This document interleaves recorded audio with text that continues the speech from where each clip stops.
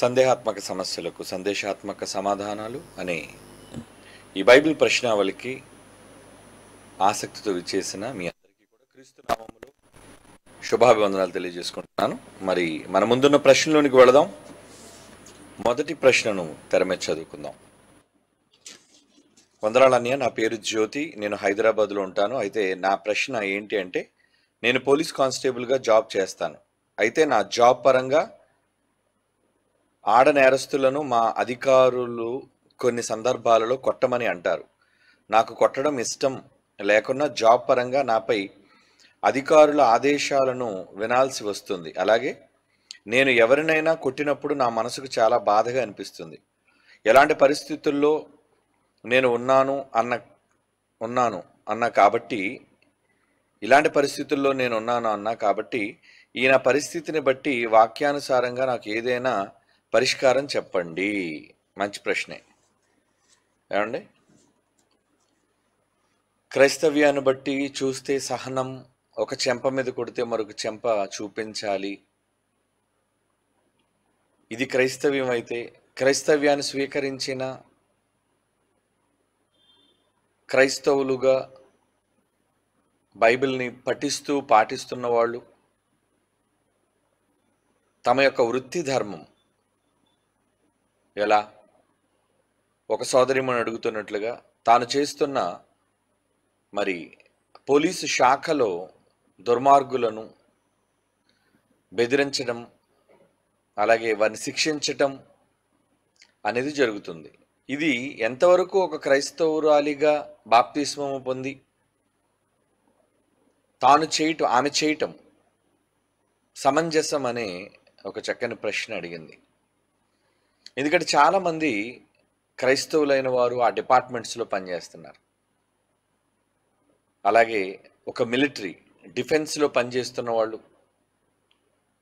శత్రువును చంపాల్సిన పరిస్థితి, ఎదుటి వాళ్ళ మీద దాడి చేయాల్సిన అవసరత, ఇవన్నీ కూడా వాళ్ళకి ఏర్పడుతుంటాయి ఆర్మీ అయితే.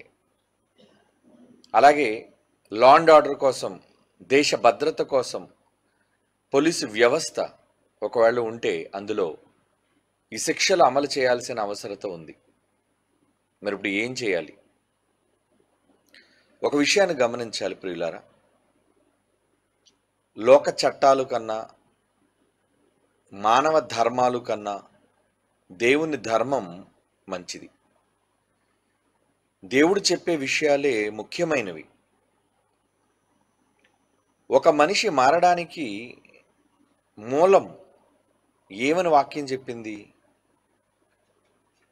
వాడి మనస్సు మారాలి, వాడి స్వభావం మారాలి. నూతన నవీన స్వభావమును ధరించుకొనుడి అనే మాట ఉంటుంది బైబిల్లో. చూడండి, మీ మనస్సు మారి రూపాంతరమగుట వలన.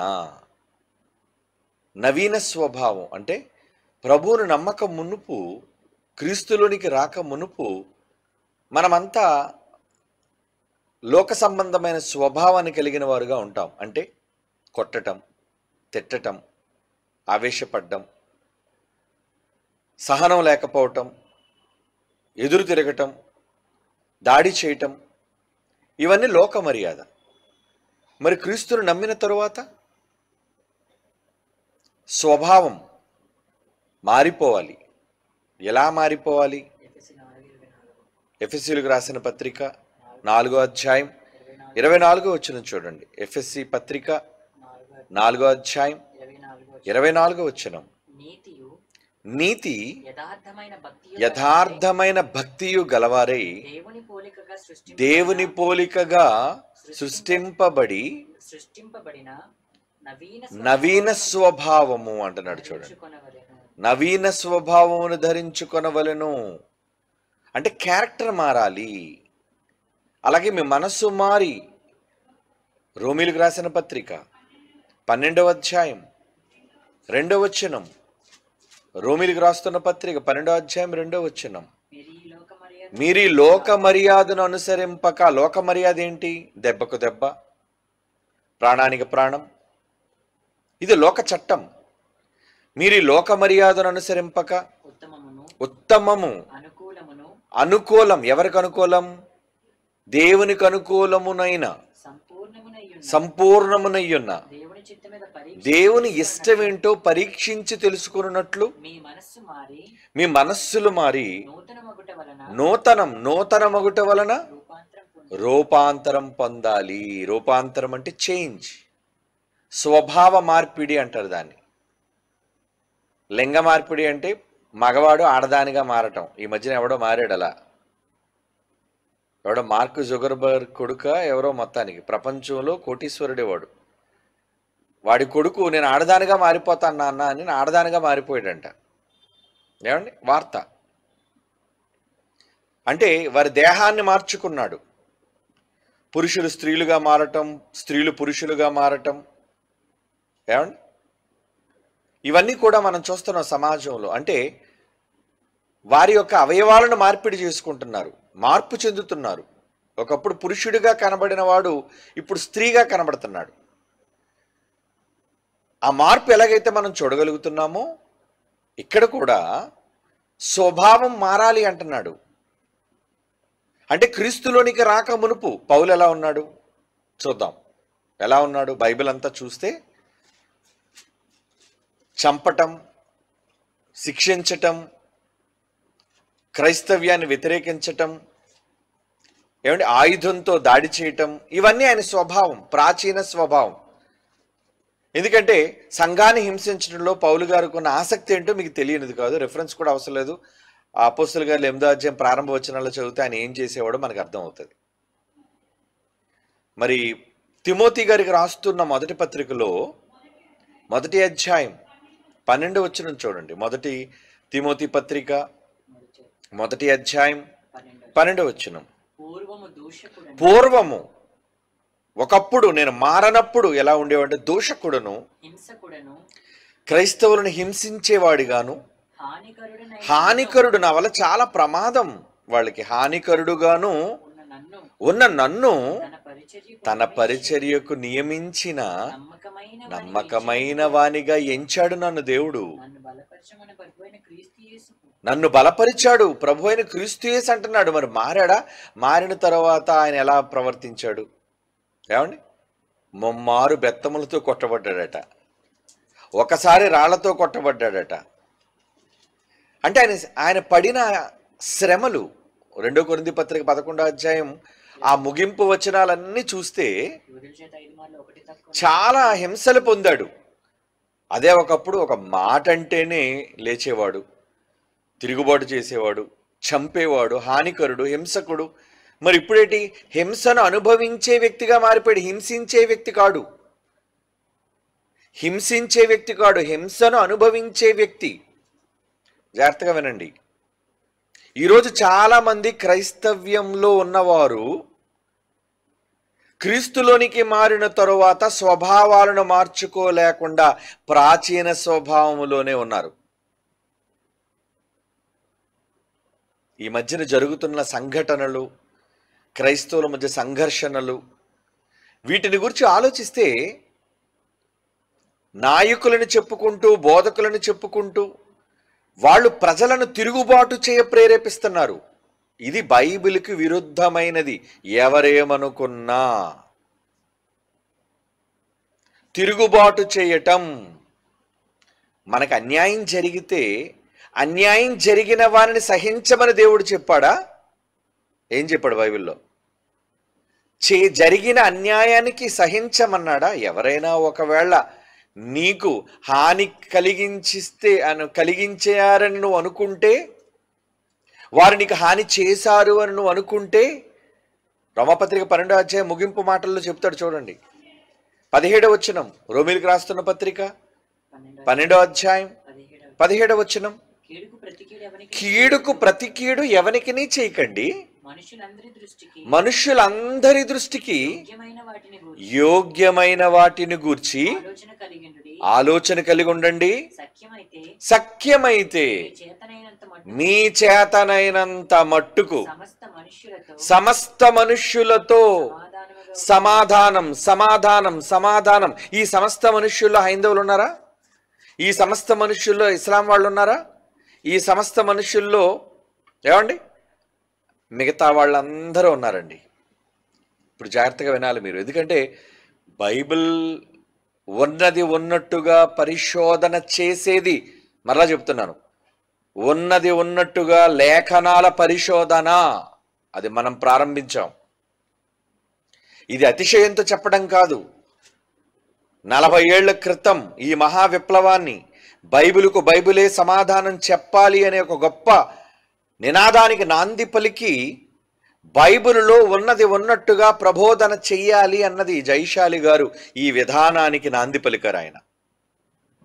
ఆయనే స్ఫూర్తి. బైబిల్ ఎలా చదవాలి, బైబిలుకు బైబిలే సమాధానంగా చూపాలి అని. మరి ఈరోజు క్రైస్తవ్యం ఒకప్పుడు సహనం కలిగిన క్రైస్తవ్యంగా ఉండేది. ఇప్పుడు ఏంటి? వాళ్ళని శిక్షించినంత వరకు, ఏమండి, అవసరమైతే మా చేతులతో మేమే దాడి చేసేంత వరకు ఏమని మాట్లాడుతున్నారు? వారి మాటల్లో ఈరోజు మీరు విన్నారండి. ఇది క్రైస్తవ్యం సరిదిద్దుకోవాలి. అన్యాయం జరిగితే సహించాలా? అన్యాయం జరిగిందని ఎదురు తిరగాల? బైబిల్ చెప్పిందేంటో మనం చూడాలి. బైబిల్ చెప్పిందేంటో మనం చూడాలంటే మనం బైబిల్ ప్రకారంగా ప్రవర్తించగలుగుతున్నామా లేదా లోక మర్యాద ప్రకారంగా చేయగలుగుతున్నామా? బైబిల్ మర్యాద ఒకటి ఉంటుంది, లోక మర్యాద ఒకటి ఉంటుంది. ఏ మర్యాదను మనం అనుసరిస్తున్నాము అన్నది చాలా చక్కగా చెక్ చేసుకోవాలి.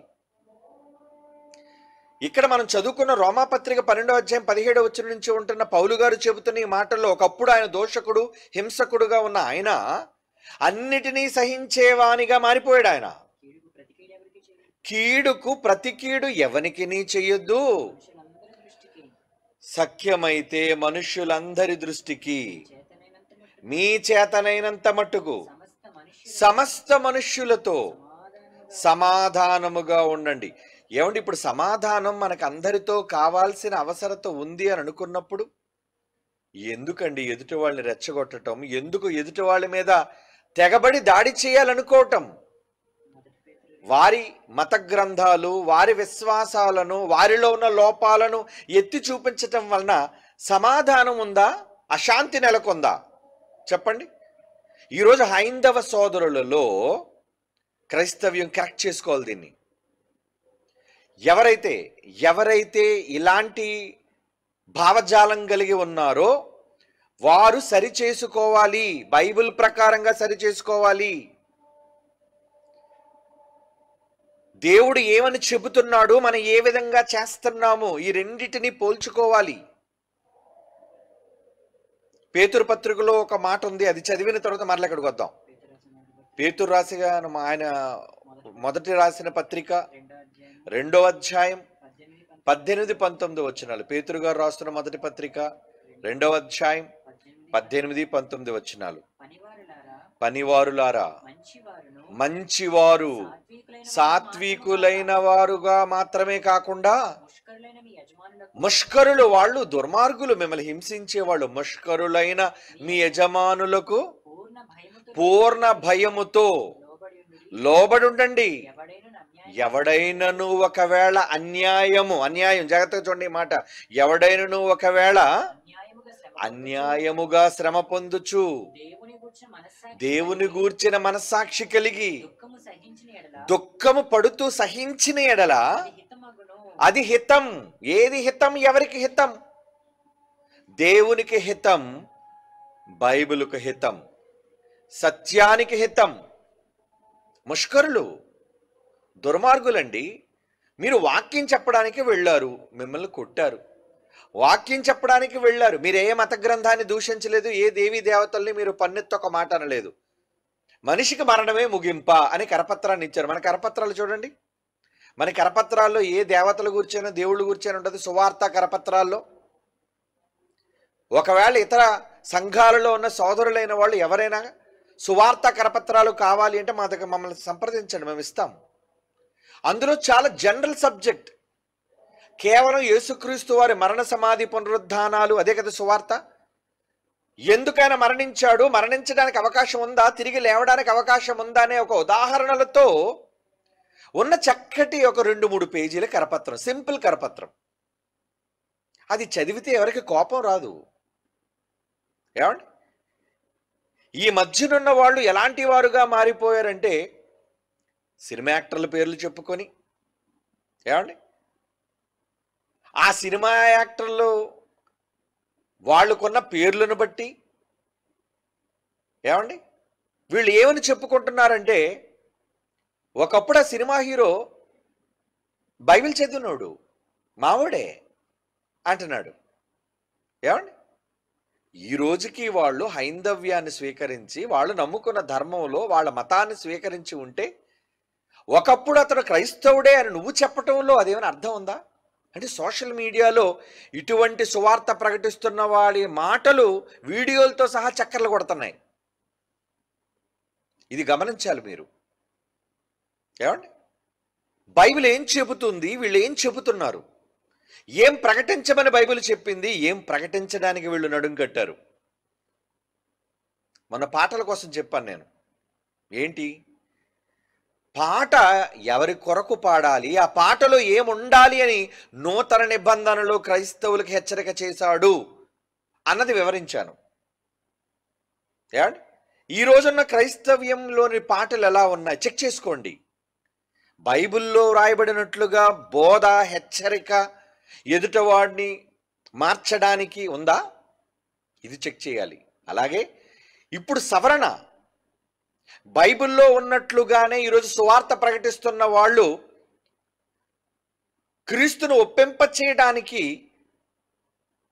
సువార్త ప్రకటిస్తున్నారా, లేదా ఇతర నమ్మకాలను ఇబ్బంది పరుస్తూ, గాయపరుస్తూ, వారితో ఉన్న సఖ్యత, శాంతి, సమాధానాన్ని పగులగొడుతూ, విఘాతం కలిగిస్తూ, వాళ్ళని రెచ్చగొడుతూ, ఏమండి, వారి ద్వారా అనేక హింసలు పొందుతూ తిరిగి ఏమని మాట్లాడుతున్నారంటే, ఇదిగోండి ఈరోజు మేము ప్రభువు కోసం, బైబిల్ కోసం ఈ కష్టాలన్నీ అనుభవిస్తున్నాము. తప్పది. నిజముగా క్రీస్తు కొరకు మీరు ప్రకటిస్తున్నప్పుడు, చాలామంది సేవకులను కూడా మనం చూసాం, వాళ్ళు కరపత్రాలు పంచుతున్నారు. ఆ కరపత్రాల్లో మంచి ఉంటే, కేవలం క్రీస్తు సువార్త ఉంటే, అలాంటి వాళ్ళని అభ్యంతరపరిచారు అనుకోండి. మన పిల్లలనే కొంతమందిని అభ్యంతరపరిచారు. మన పిల్లలే, ముంబైలో ఉన్న మన పిల్లలే చక్కగా ఎవరిని కించపరచకుండా రాసిన కరపత్రాలను, కేవలం యేసుక్రీస్తు వారి సువార్తను ప్రకటించే కరపత్రాలను పంచుతుంటే వాళ్ళని కొట్టారు, అవమానించారు, బూతులు మాట్లాడారు, చివరికి పోలీస్ స్టేషన్లకు వెళ్ళి వాళ్ళ మీద కేసులు పెట్టారు. అవి సహించండి. మీరు వాళ్ళని ఎదురుదాడి చేసి, దూషించి, వారి దేవుళ్ళను గూర్చి అక్రమంగా మాట్లాడి, వాళ్ళతో ఉన్న సత్సంబంధాన్ని తెంచుకొని, ఈరోజు మతోన్మాదులైన వాళ్ళు ఏమంటున్నారు తెలుసా అండి? వాళ్ళు అంటున్న మాట, మేము ఎందుకు బైబిల్ మీద దాడి చేస్తున్నామంటే, మొదట మీ వాళ్ళే మొదలు పెట్టారు. వాళ్ళ మాటలు వినండి. మొదట ఒక పాస్టర్ ఉన్నాడు, అదిగోండి అతను ఒక పుస్తకాన్ని రాశాడు, హైందవుల గురించి, క్రైస్తవ్యాల గురించి రాశాడు. అంతకు మునుపు కూడా చాలా మంది బోధకులైన వాళ్ళు ఈ సువార్తల పేరట, సభల పేరట వేదికల మీదకి వచ్చి మా దేవుళ్ళు గూర్చి, రాళ్ళు గూర్చి, తర్వాత చెట్లను గూర్చి మాట్లాడి హేళనగా మాట్లాడడం ప్రారంభించారు. అందుకే ఈరోజు మేము తిరుగుబాటు ప్రారంభించామన్నారు వాళ్ళు. నిజమే అది. ముందు మనమే నోరు చేసుకున్నాం. నీ దగ్గరున్న సత్యాన్ని ప్రకటించడం చేతకాక, నీ దగ్గరున్న పరిశుద్ధతను, పవిత్రతను నిరూపించుకోవడం చేతకాక, వాళ్ళ అపవిత్రతలను గూర్చి, వాళ్ళ తప్పులను గూర్చి మాట్లాడడం వలన వాళ్ళని పరోక్షంగా రెచ్చగొట్టి బైబిల్ మీద దాడి చేసేటట్లుగా వీళ్ళు ఒక తప్పుడు విధానానికి వీళ్ళు ముందుకు నెట్టారు. ఇదేనా బైబిల్ కోరుకుంది? మరలా చదువుదాం. పేతురు గారు రాస్తున్న, పరిశుద్ధాత్మ ప్రేరణ వల్ల రాస్తున్న ఈ మాటలు యావత్ క్రైస్తవ్యం వినాలి. ఎవరైనా ఒకవేళ మిమ్మల్ని దూషిస్తే, ఎవరైనా ఒకవేళ మిమ్మల్ని హింసిస్తే, దానికోసం పేతురు గారు ఏమన్నారు చూడండి. ముష్కరులైన వాళ్ళు ఒకవేళ మీ యజమాను ఎదుట పొరుగున్నవాడు అయితే మీరు లోబడి ఉండండి. ఎవడైనా ఒకవేళ అన్యాయముగా శ్రమ పొందుచు దేవుని గూర్చిన మనస్సాక్షి కలిగి దుఃఖమును సహించిన ఎడల అది హితం, అది మంచి. అంటే నువ్వు ఎవ్వరిని దాడి చేయకుండా నీ మీద దాడి చేస్తే అది హితం. నువ్వు ఎవ్వరిని కించపరచకుండా ప్రభు సువార్తను ప్రకటిస్తుంటే నిన్ను గాయపరచటం అది హితం. అది హితమగును. ఏమండి? తప్పిదమునకై దెబ్బలు తినినప్పుడు మీరు సహించిన ఎడల మీకేమి ఘనము? నువ్వు తప్పు చేసి నోరు పారేసుకొని వాళ్ళని రెచ్చగొట్టి శాంతి సమాధానాలకు విఘాతం కలిగించి, ఏమండి, అప్పుడు మీరు కష్టాలు అనుభవిస్తున్నాం, జైలులోనికి వెళుతున్నాం, దెబ్బలు తింటున్నాం అని చెప్పటం ధర్మం కాదు. బైబిల్ దానిని అంగీకరించదు. అదే ఈ మాట, తప్పిదమునకై దెబ్బలు తినప్పుడు మీరు సహించిన ఎడల మీకేమి ఘనము? మేలు చేసి బాధపడినప్పుడు మీరు సహించిన ఎడల అది దేవునికి హితమగును. ఏంటా మేలు? ఏంటా మేలు? ఇప్పుడు రండి రోమాపత్రికకి 12వ అధ్యాయం. ఇది పేతురు గారి మాట అయితే పెద్ద, అది పౌలు గారి మాట. ఏంటా మాట? కీడుకు ప్రతి కీడు ఎవ్వనికి చెయ్యొద్దు, సాధ్యమైతే మీ చేతనైనంత మట్టుకు సమస్త మనుష్యులతో, అందరితో, ఇరుగు పొరుగోళ్ళతో సమాధానం సమాధానం సమాధానం ఉండమన్నాడా? మరి ఎందుకు క్రైస్తవులు సమాధానంగా ఉండట్లేదు చెప్పండి? ఇతర దేవుళ్ళ గ్రంథాల గురించి మీరెందుకు పుస్తకాలు రాస్తున్నారు? అసలు ఎవరు మీరు రాయడానికి పుస్తకాలు? మా గ్రంథాన్ని అన్నారు కాబట్టి అండి మేము రాస్తున్నాం. తప్పు. దేవుడు అన్నాడా? వాళ్ళ గ్రంథాలను దూషిస్తున్నారు కనుక మీరు వాళ్ళ గురించి రాయండి అన్నాడా? వాళ్ళు ఒకవేళ మీకు అన్యాయం చేసిన, కొలసి పత్రిక చూద్దాం ఒక మాట, మరలా వద్దాం ఇక్కడికి, రోమాపత్రికకి. కొలసీలకు రాస్తున్న పత్రిక 3వ అధ్యాయం 13వ వచనం. కొలసి పత్రిక 3వ అధ్యాయం 13. ఎవడైనను ఎనీబడి తనకు హాని, నాకు చాలా ఇబ్బంది కలిగిందండి, వాడు కొట్టాడు, తిట్టాడు, కేసు ఫైల్ చేశాడు, తనకు హాని కలుగజేసెనని ఒకడు అనుకుని ఎడల ఒకనినొకడు సహించుచు ఒకనినొకడు క్షమించుడి, ప్రభు మిమ్మును క్షమించిన లాగున మీరును క్షమించండి. అంటే ఒకవేళ నేను మీకు అన్యాయమే చేస్తే మిమ్మల్ని తిరుగుబాటు చేయమన్నాడా? నా విషయంలో మిమ్మల్ని సహించమన్నాడా? చెప్పండి, బైబిల్ ఏం చెప్పింది? మరలా ఎవరైనా కానివ్వండి, తనకు హాని, నాకు హాని కలిగిందండి, ఆమె వల్ల నాకు హాని కలిగింది, ఈయన వల్ల నాకు హాని కలిగింది, మతోన్మాదుల వల్ల హాని కలిగింది, పలానా వ్యక్తుల వల్ల హాని కలిగింది అని అనుకుంటే ఒకని ఎడల ఒకడు సహించుచు ఒకరినొకడు క్షమించుడి.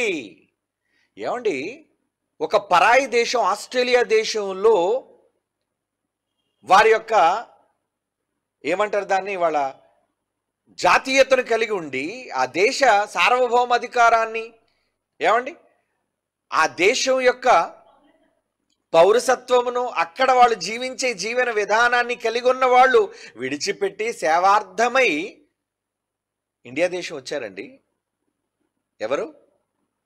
Graham Staines. మీకు తెలుసు, ఒరిస్సాలో దారుణంగా సువార్థికుడైన స్టెయిన్స్ గారిని, ఇద్దరు చిన్న పిల్లల్ని దారాసింగ్ అన్నవాడు, మరికొంత ముష్కరులైన వాళ్ళు కాల్చి చంపేశారండి, మంటలతో నిప్పంటించి.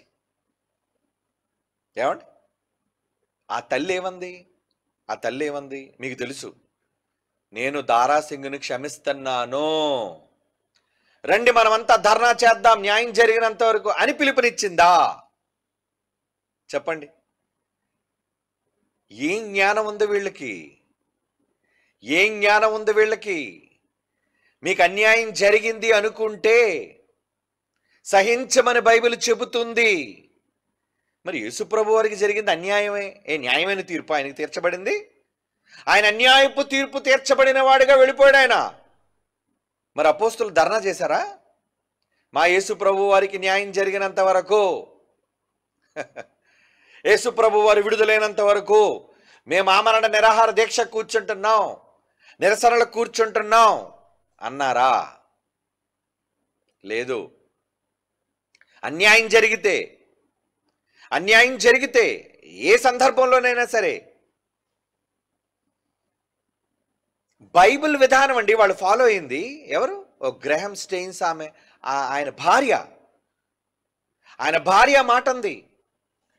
ఏమండి, మరి ప్రవీణ్ పగడాల గారి భార్య కూడా ఇదే మాట చెప్పింది. ఆవిడ వెరీ గుడ్, మాట మంచిది, ఆ నిర్ణయం మంచిది. ఆయన చంపబడ్డాడో చనిపోయాడో అనేది పక్కన పెట్టండి, కానీ విషయం తెలియక ముందే ఆమె ఒక మాట అంది, ఒకళ్ళు నా భర్తని నిజంగా ఎవరైనా మతోన్మాదులు చంపుంటే, ఎందుకంటే వీళ్ళందరూ అభియోగం మోపుతున్నారు కాబట్టి నేను క్షమిస్తున్నాను. ఆవిడే క్షమించేసింది, మనమంతా ఎందుకు గోల్ చేయాలి చెప్పండి? రక్త సంబంధికురాలు, ఆయన జీవితాన్ని ఆమె ఆయనతో పంచుకున్న ఏమండి సగభాగం, భాగస్వామి, జీవిత భాగస్వామి, ఆమె ఆ నిర్ణయం తీసుకుంది. ఎందుకండి మనం అంతా ఎలా మారిపోయాం చెప్పండి? ఆలోచించాలి. క్రైస్తవ్యం బైబిల్లో ఉన్నదేంటి, మనం చేస్తున్నదేంటి ప్రశ్నించుకోవాలి మనం. ఇది దేవుడు మనల్ని ప్రశ్నిస్తాడు, నేను కాదు మిమ్మల్ని ప్రశ్నిస్తున్నది. దేవుడే బైబిల్ తరపున మిమ్మల్ని అడుగుతాడు, ప్రశ్నిస్తాడు. మీకు అన్యాయం జరిగిందా? అయితే ఏమంటున్నాడు అక్కడ? చదువుదాం మరలా మాట. కొలసి పత్రిక 3వ అధ్యాయం 13వ వచనం. ఎవడైనను తనకు హాని చేశానని అనుకుని నీ ఎడల, నువ్వు అనుకున్నావా కొట్టి చంపేశారనుకుంటున్నావా? నీకు ఇబ్బంది కలిగింది, తప్పుడు కేసు ఫైల్ చేశారనుకుంటున్నావా? ఏమండి, ఒకరినొకడు సహించుచు ఒకరినొకడు క్షమించుడి. ఏమండి, నా మీద కూడా తప్పుడు కేసు పెట్టారు. ఏమండి, నా మీద కూడా తప్పుడు కేసు పెట్టారు. నేను కేసు గెలిచాను. గెలిచినందుకు వాళ్ళ మీద మరలా నేను లీగల్గా ప్రొసీడ్ అయ్యే అవకాశం ఉంది. నన్ను అడిగారు, మీరు వాళ్ళ మీద ఏమైనా చర్యలు తీసుకోవాలనుకుంటున్నారా అని అడిగారు. నేనేమన్నానంటే, నేను ఏ చర్యలు తీసుకోవాలనుకోవటం లేదు. ఎందుకంటే ఒక తప్పుడు కేసు పెట్టినందుకు కూడా, ఎందుకంటే నిరూపితం కాలేదు, చేసిన అభియోగాలలో వాళ్ళు ఫెయిల్ అయిపోయారు, అబద్ధం కనుక. అప్పుడు కోర్టు నిర్దోషి అని తీర్పిచ్చిన తర్వాత ఒకటి అడిగారు, వాళ్ళు మీ మీద తప్పుడు అభియోగం చేసి మీ యొక్క పేరు ప్రఖ్యాతులను చెడగొట్టినందుకు మీరు పరువు నష్టం కానీ లేదా ఇప్పుడు పెట్టిన ఈ సెక్షన్లు బట్టి వాళ్ళ మీద లీగల్గా యాక్షన్ ఏమైనా తీసుకుంటారా అని అడిగారు. నేను తీసుకోదలుచుకోవట్లేదండి. అయిపోయింది. ఎందుకు తీసుకోలేదు?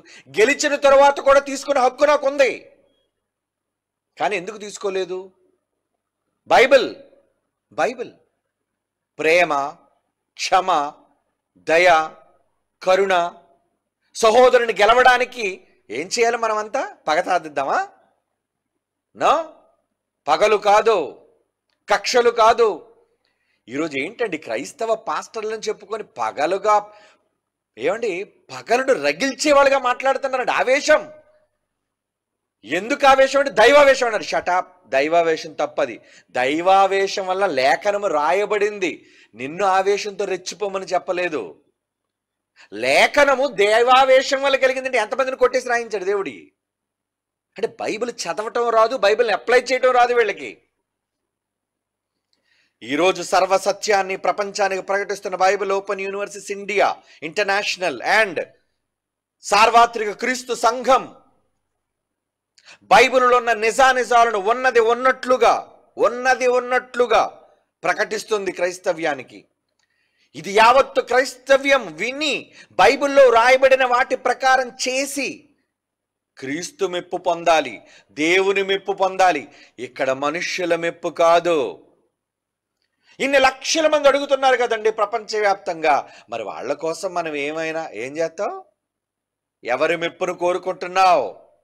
పౌలు గారు ఒక మాట అన్నారు, ఆ మాట కూడా చదువుతాం. గలతీ పత్రిక 1వ అధ్యాయంలో. ఈరోజు చాలా మంది మనుషులు ఏమైనా అనుకుంటారేమో, నేను ఆల్రెడీ మాట్లాడాను గనుక, ఒకవేళ మనుషులు ఇప్పుడు నేను కానీ ఒకవేళ మౌనం అయిపోతే నన్ను వాళ్ళు దూషిస్తారేమో, నిందిస్తారేమో అనే మనుష్యుల మెప్పును కోరుకునే వాళ్ళు మెజారిటీ ఉన్నారు, ఎక్కువ మంది. గలతీ పత్రిక 1వ అధ్యాయం 9-10 వచనాలు. గలతీ పత్రిక 1వ అధ్యాయం 9-10 వచనాలు. ఇప్పుడు నేను మనుష్యుల దయను సంపాదించుకొని చూచుచున్నానా, దేవుని దయను సంపాదించుకొని చూచుచున్నానా? నేను మనుష్యులను సంతోషపెట్టువాడనైతే, నేను ఎప్పటికీ మనుష్యులను సంతోషపెట్టువాడనైతే క్రీస్తు దాసుడను కాకపోదును. ఏమండి? క్రీస్తు దాసుడు కాను నేను. మరి క్రీస్తు దాసుడు కావాలి అంటే మనుషులమైపోద్దు. మనుషులు ఏదో అనుకుంటారండి, నా మీద కామెంట్లు పెడతారేమోనండి, నన్ను ఏదో దూషించుకునేవండి. పరలోకాన్ని ఇస్తారు వాళ్ళు. పరలోకాన్ని ఇచ్చేది దేవుడు, వాళ్ళు కాదు. కనుక నేను ఎప్పటికీ మనుషులను సంతోషపెట్టేవాడిని కానంటున్నాడు. దేవుని పిల్లలారా, మనం చేసే ఏ పోరాటమైనా అది క్రీస్తు పక్షమునైన పోరాటం అయి ఉండాలి. క్రైస్తవులు అన్యాయంగా హింసిస్తున్నారా? ప్రభుత్వం ప్రొటెక్ట్ చేయాలి కాబట్టి ప్రభుత్వాన్ని అడగండి శాంతియుతంగా. రెచ్చగొట్టే ధోరణి కాదు. దాడి చేస్తాం, అడ్డొచ్చిన వాళ్ళని తీస్తాం, కోస్తాం, అయి కాదు, అనకూడదు అలా. ఏమండి? మా క్రైస్తవుల హక్కులను కాపాడండి అని అడగండి. ఎందుకంటే మీ మీద ప్రభుత్వం చేసేవాళ్ళు ఉన్నారుగా. ఏమండి? వాళ్ళు దేవుని వల్ల నియమించబడిన వాళ్ళుగా. ప్రశ్నించండి. కానీ ఈరోజు సహనానికి బదులు, ఏమంటే ఒకళ్ళు అన్యాయం జరిగింది అనుకోండి, లీగల్గా ప్రజల ద్వారా విజ్ఞాపన పూర్వకంగా ప్రభుత్వానికి వినతి పత్రాన్ని ఇవ్వండి, తప్పులేదు. ఏమండి? శాంతియుతంగా దేనినైనా చెయ్యొచ్చు, అడగొచ్చు. కానీ ఇది బేస్ చేసుకొని ఎప్పుడైతే జనాలు గుమికూడారో, ఈ జనాలలో తామేదో గొప్పవాళ్ళు అనిపించుకోవడం కోసమో, ఏదో సెలబ్రిటీ అయిపోదాం అనుకునే ఒక ఆలోచనతోనో, లేదా ఏమంటారు దాన్ని, అభిమానాన్ని చొరగొనటం కోసమో వీళ్ళు ఏం చేయడం ప్రారంభించారంటే, ఇక కెమెరాలు మైకులు కనబడగానే రెచ్చిపోవడం ప్రారంభించారు. సామరస్యపూర్వకంగా అడిగితే, ఏమండి మాకు సందేహంగా ఉంది ఈ విషయంలో, ప్రభుత్వం దీనికి సంబంధించింది ఏదైనా చేయండి, మేము ఎటువంటి కీడు ఎటువంటి హాని ఎవరికి చేయదలుచుకోవట్లేదు అని అడిగితే తప్పు కాదు. కానీ గతంలో క్రైస్తవ్యం అయిన వాళ్ళు, బోధకులైన వాళ్ళు ఏం చేస్తారు తెలుసా అండి? అదే పనిగా వేదికల మీద వాళ్ళు దేవుళ్ళు తిట్టారా లేదా? కాదని చెప్పమని చూద్దాం. పుస్తకాలే రాశారు, సాక్ష్యాలున్నాయి. వాళ్ళ ప్రసంగాల్లో ఇష్టానుసారంగా వాళ్ళ దేవుళ్ళని గురించి మాట్లాడిన సందర్భాలు ఉన్నాయి. కనుక వాళ్ళందరూ కక్ష కట్టరా? నువ్వు క్రైస్తవుడు కాబట్టి సామరస్యపూర్వకంగా సహిస్తావు, కానీ వాడు క్రైస్తవుడు కాడు, వాడు సహించడు. దానివల్ల నష్టం, దానివల్ల నీ కీడు కొని తెచ్చుకుంటున్నావు. వద్దు, తప్పు. కుటుంబాలున్నాయి, మీరు అన్యాయం కాకూడదు. సంఘాలున్నాయి, మీకు అన్యాయం జరగకూడదు. మంచిగా వెళ్ళండి. మంచిగా అడిగినందుకు ఇప్పుడు పేతురున్నారండి, యోహాను గారు ఉన్నారండి. మీరు క్రీస్తు సువార్తను ఎంత మాత్రం ప్రకటించకూడదు అని ఆ రోజు పరిసయ్యులు, ప్రధాన యాజకులు, ఆ రోజు యోధ మత ఛాందస్యవాదులు వాళ్ళని అడ్డగించారు. అప్పుడు ఏం చెప్పారు వాళ్ళు? మీరు ఎన్ని చెప్పినా మేము ప్రకటిస్తాం. దాడి చేయలేదు వాళ్ళు, దెబ్బలు తిన్నారు, సహించారు, ఓర్చుకొని సువార్త చేశారు. ఈరోజు మనం అదే చేయాలి. మనం కూడా అదే చేయాలి. అన్యాయం ఒకవేళ జరిగినా అన్యాయాన్ని సహించి ముందుకెళ్ళాలి. అది బైబిల్ చెప్పిన విధానం. మరి ఈ విధానాన్ని ప్రక్కన పెట్టి ఎందుకు మనుష్యులను ఉద్రేకపరుస్తున్నారు? వెనకాతల వాళ్ళందరూ ఏం గోల్ చేస్తున్నారు? వాళ్ళంతా చూస్తాం, వాళ్ళు శిక్ష పడాలి, ఏమండి, వాళ్ళు చావాలి. ఎవరో ఏంటో ఇంకా తెలీదు, ఎంతవరకు నిజాలో ఇంకా తెలీదు, దేవునికి తప్ప, జరిగిన వాళ్ళు అక్కడున్న వాళ్ళకి తప్ప. ఏమండి? మరి అలాంటప్పుడు క్రైస్తవ్యం ఎటువైపు వెళుతుందో అన్నది వీళ్ళు పరీక్షించుకోవాలి. ఇప్పుడు రండి మరలా రోమాపత్రిక 12వ అధ్యాయం, రోమాపత్రిక 12వ అధ్యాయం 17వ వచనం చదువుతాండి మరలా. కీడుకు ప్రతి కీడు వద్దు నాయన చేయకండి, సఖ్యమైతే మీ చేతనైనంత మట్టుకు సమస్త మనుష్యులతో సమాధానముగా ఉండుడి అని ఈ మాట చెప్పినందుకు ఇక మీదట ఎవరు ఇతర మనుషులను దూషించకూడదో. అండర్లైన్ చేసుకోవాలి మీరు దీన్ని. ఎనీ పాస్టర్, ఎనీ బోధకుడు, బైబిల్ పట్టుకున్న వాళ్ళు ఎవరైనా సరే శాంతి సమాధానాలను కోల్పోయే విధంగా, పోగొట్టే విధంగా, రెచ్చగొట్టే ధోరణిలో ఎవ్వరు మాట్లాడకూడదు. సఖ్యమైతే మనుషులందరితో సమాధానముగా ఉండుడి. మరి బైబిల్లో ఈ మాట గౌరవించొద్దా? రెచ్చగొడదామా వాళ్ళని? మీ దేవుళ్ళు ఇలాంటి వాళ్ళు, మీ గ్రంథాలు ఇలాంటివి, అందులో ఇన్ని తప్పులున్నాయి, రెచ్చగొడతారా? సమాధానం వద్ద ఇంక వాడేం సమాధానం పడతాడు? వాడికి రావాల్సిన సమాధానం కాదు, ఆవేశం. వాడికి ఆవేశం వచ్చేసింది. మరి ఇప్పుడు వీళ్ళు ఆవేశపడుతున్నారు. పదజాలం కూడా ఎలాగుందంటే ఇక బూతులు ఒక్కటే రావట్లేదు అంతే. ఎందుకంటే మేము క్రైస్తవులు ఇక్కడ మాట్లాడకూడదని ఏదో కొంత నియమ నిబంధనతో ఆగారంతే.